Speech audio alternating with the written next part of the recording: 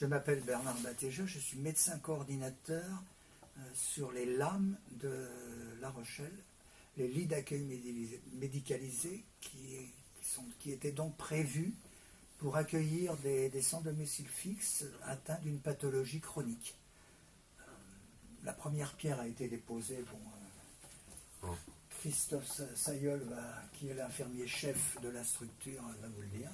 Donc la première pierre a été déposée en présence de M. Fontaine et de M. Falorni pour répondre donc à un besoin qu'on voit au niveau social, au niveau des soins médicaux, que les gens qui sont en situation de précarité rencontrent beaucoup de difficultés pour avoir accès à ces soins.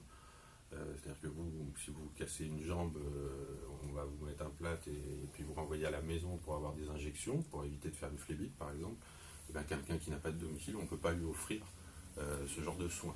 Alors ici, les lits d'accueil médicalisés sont prévus, ces lits d'accueil médicalisés, pour répondre à ce genre de besoins. Le terrain appartient à la mairie. Appartient à la mairie, il est prêté par la mairie gracieusement. Et par contre, les locaux ont été construits et financés par l'association. Mais le problème aujourd'hui, si moi je décide de démarrer une grève de la faim, parce que je ne supporte pas de voir que les lits sont prêts, que tout était prévu, on devait ouvrir vendredi, et étonnamment, une commission d'incendie vient de nous dire que le résultat était défavorable et qu'ils ne voulaient pas que l'on ouvre pour des raisons qui sont totalement aberrantes. La raison essentielle, c'est que l'on ne peut pas sortir les lits directement avec les patients à l'intérieur dans les couloirs.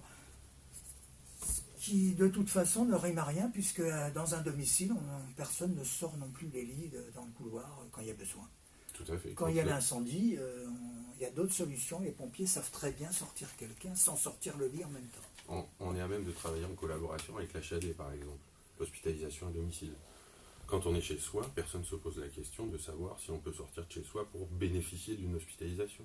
Là, il n'est pas question de mettre des gens en danger, il est question au contraire de les aider, de les soigner.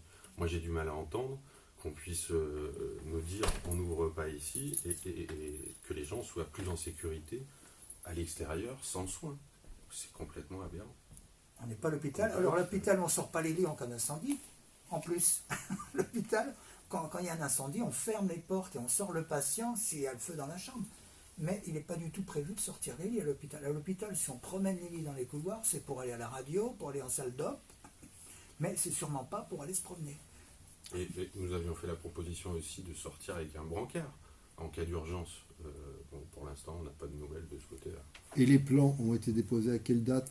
Alors c'était en 2018, de tête, je ne saurais pas dire exactement, et c'est la même commission avec les mêmes personnes qui avaient validé les plans et toute la suite des travaux.